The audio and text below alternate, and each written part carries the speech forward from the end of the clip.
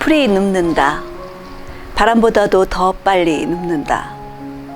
바람보다도 더 빨리 울고 바람보다 먼저 일어난다. 안녕하세요. 김나비 시 읽어주는 마을 시인 김나비입니다. 오늘은 풀이라는 시로 널리 알려진 김수영 시인의 시와 사랑에 대해 알아보겠습니다.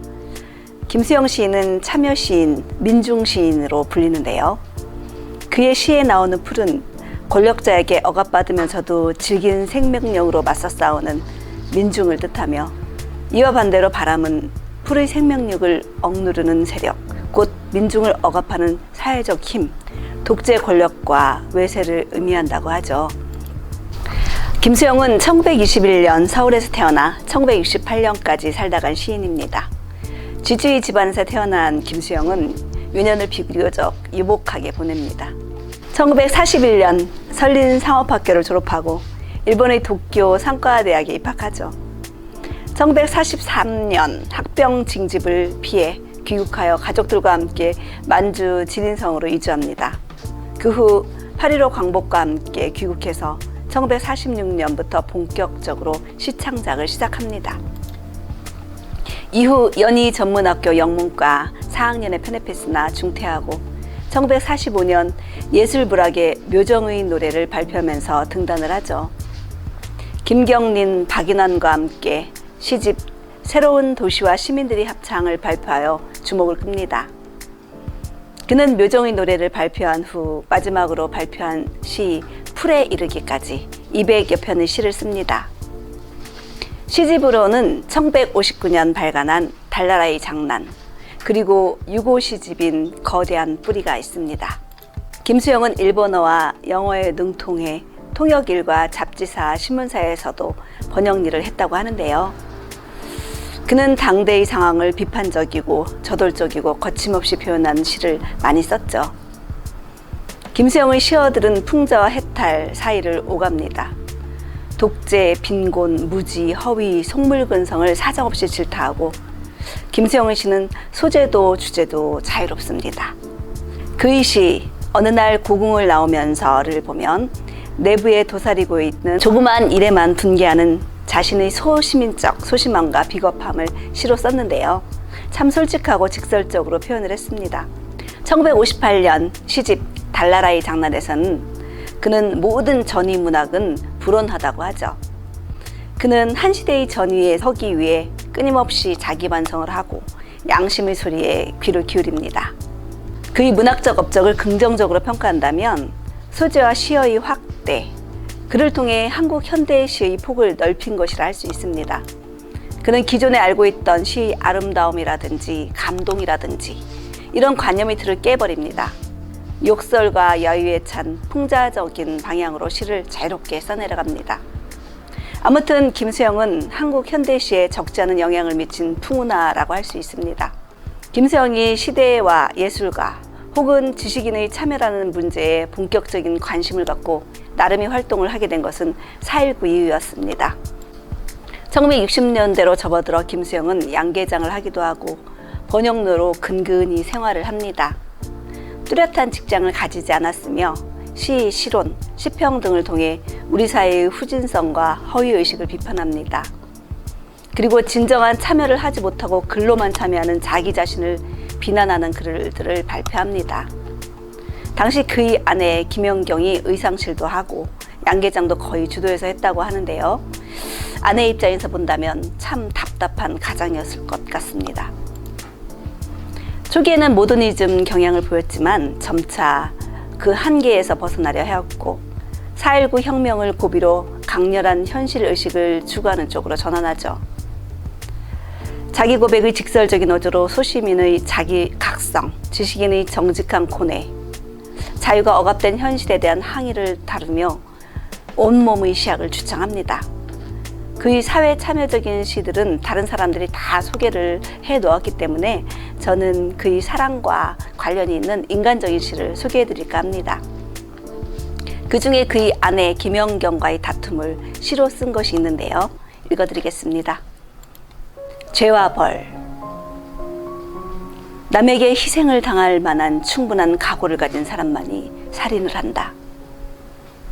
그러나 우산대로 옆에 내를 때려 눕혔을 때 우리들의 옆에서는 어린 놈이 울었고 비 오는 거리에는 40명가량의 취객들이 모여들었고 집에 돌아와서 제일 마음에 꺼리는 것이 아는 사람이 이 캄캄한 범행의 현장을 보았는가 하는 일이었다. 아니 그보다도 먼저 아까운 것이 제 우산을 현장에 버리고 온 일이었다. 김수영의 죄와벌은 도스토옙스키의 죄와벌의 제목을 패러디해서 증오에 대한 자신의 폭력 행위를 희화화하고 있습니다. 즉 죄와벌에 등장하는 라스콜리니코프처럼 적극적인 인물도 못 되는 자신을 자조하는 시라고 할 수 있습니다. 김수영이 길거리에서 어린 아들이 보는 앞에서 아내를 우산대로 때렸다고 해요. 영화를 보고 나오는 길 느닷없이 우산대로 후려쳤다고 하는데요. 요즘 같았으면 난리가 났겠지만 그 당시에는 흔한 일이었던 것 같습니다. 그리고 난 뒤 시인의 태도가 도무지 이해가 안 가는데요. 시인은 자신을 아는 지인이 봤으면 어쩌나 하는 걱정을 하고 있죠. 그리고 또 우산을 놔두고 온 것을 아쉬워하죠.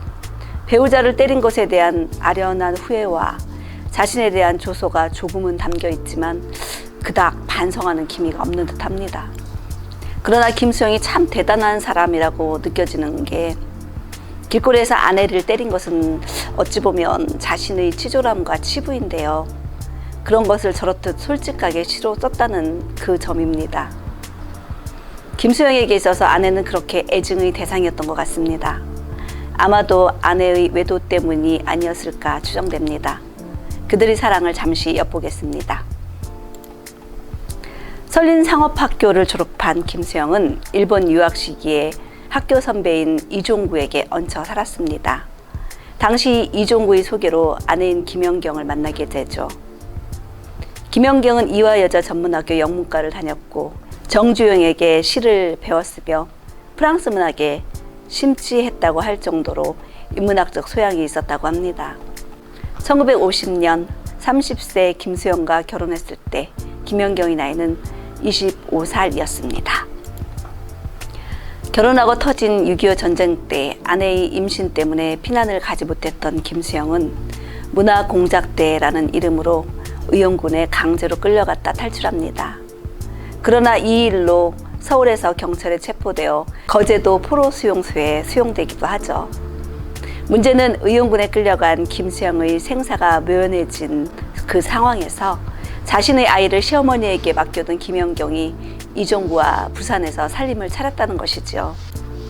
김수영은 1952년 12월 거제도 포로수용소에서 풀려나왔는데 부산에서 가족을 만났을 때 김연경이 사라졌다는 것을 알게 됩니다. 이후에 김수영은 박인환이 알려준 주소를 갖고 김연경과 이종구가 사는 곳을 찾아갔다고 합니다. 그때 김연경은 김수영과 같이 가는 것을 거부했다고 합니다. 아내인 김연경에게 거절당하고 쓴 시를 읽어드리겠습니다. 너를 잃고 네가 없어도 나는 산단다. 억만 번 네가 없어 서로한 끝에 억만 걸음 떨어져 있는 너는 억만 개의 모욕이다.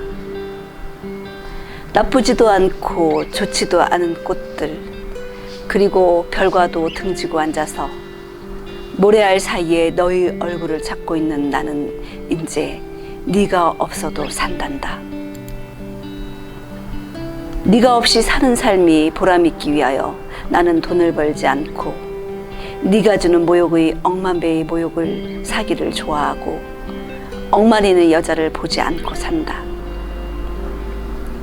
나의 생활의 원주 위에 어느 날이고 네가 서기를 바라고 나의 애정의 원주가 진정으로 위대하여지기 바라고 그리하여 이 공허한 원주가 가장 찬란하여지는 무렵 나는 또 하나 다른 유성을 향하여 달아날 것을 알고 이 영원한 숨바꼭질 속에서 나는 또한 영원한 네가 없어도 살 수 있는 날을 기다려야 하겠다. 나는 억만무려의 모욕인 까닭에 1954년 김연경은 이종구를 떠나서 다시 김수영을 찾아옵니다. 김연경이 이종구와 헤어지고 김수영을 다시 찾았을 때 김수영은 아무 말 않고 잠시 산보 나온 사람처럼 김현경의 손을 잡고 산책을 한 후 집으로 데리고 갔다고 합니다. 그리고 그들은 다시 부부로 살게 됩니다. 이후 김수영과 김현경의 삶은 부부라기보다는 동거에 가까웠다고 하는데요. 김수영은 김현경을 사랑하면서도 분노했고 복잡한 마음으로 살았다고 합니다. 하지만 김현경은 이후 김수영의 독자이자 비평가였으며 의상실을 경영하고 디자이너로 활동을 합니다. 김수영이 죽고 45년 동안 그의 시를 알리기 위해서 노력한 것도 배우자 김현경이었죠. 이 김현경이 나중에 김수영을 그리면서 쓴 자서전이 바로 김수영의 연인입니다. 김수영도 주변에 많은 여인들이 있었습니다. 오늘은 그중 3여인을 알아보겠습니다. 유성호 교수에 의하면 김수영이 청년 시절 동경까지 따라가게 했던 여인의 이름은 고인숙이라고 합니다. 고인숙은 김수영의 친구이자 나중에 이화여대 교수가 되는 고광호의 누이 동생인데요. 고인숙은 경성여고보를 나와 오빠를 따라 동경으로 가서 동경여자전문대학에 들어갑니다. 그녀를 따라 동경으로 간 김수영은 동경여전 기숙사 앞에서 그녀의 냉정한 거절에 발길을 돌리죠. 김수영은 생애 내내 여러 명 여성을 사귀었지만 고인숙을 유난히 잊지 못했다고 합니다. 김수영의 생애에 등장한 또 다른 여인은 한국 전쟁 당시 거제 포로 수용소에서 만난 간호사 김은실입니다. 김은실은 훗날 김수영과 신실혼 동의를 함께했던 양병식과 결혼을 합니다. 포로 수용소에서 만난 또 다른 간호사가 있는데요. 김수영은 그녀에게 비록 따돌림을 당했지만 애인을 만나고자 기다리는 순수한 시간을 맛보았다는 것만으로도 나는 만족할 수 있다 라고 일기초에 쓰고 있습니다. 그녀의 이름은 노봉식이라고 합니다. 그녀는 간호사를 그만두고 서울 미도파 백화점에서 상점 일을 하기도 했다는데요. 그때 김수영은 김현경과 결혼해 서울 충정로에서 살림을 시작했지만 노봉식에게 미련이 남아 있었다고 합니다. 아무튼 김수영은 1968년 6월 15일 문우들과 가졌던 술자리에서 귀가하던 중 과속버스에 치이게 됩니다. 의식을 잃은 채 적십자병원에 실려 응급치료를 받았으나 끝내 의식을 회복하지 못하고 다음 날인 6월 16일 유명을 달리합니다. 결혼 생활 19년 만에 사별로 둘의 사랑은 끝이 납니다. 김수영은 근대적 자아찾기, 온몸으로 자기 정체성 찾기의 한 모범을 보여준 시인이죠. 그는 문학 속의 소소한 일상을 깔고 삶이 문학이며 문학이 곧 삶임을 일깨웁니다. 거칠고 힘찬 남성적인 어조로 시를 씁니다. 이는 오랫동안 여성적 정조의 서정을 이어온 한국 시에 대한 반항이었습니다. 김수영 시집은 최근에도 이 땅의 젊은이들이 가장 널리 그리고 꾸준히 읽는 시집 가운데 하나입니다. 서울시 도봉구에 김수영 문학관이 있는데요. 김수영 문학관은 그의 시문 및 시학과 업적을 기리는 공립문학관으로 2013년 11월 27일에 개장했다고 합니다. 한번 방문해 보시는 것도 좋을 듯 합니다. 지금까지 김나비의 시 읽어주는 마을 시인 김나비였습니다. 구독, 좋아요 눌러주세요. 감사합니다.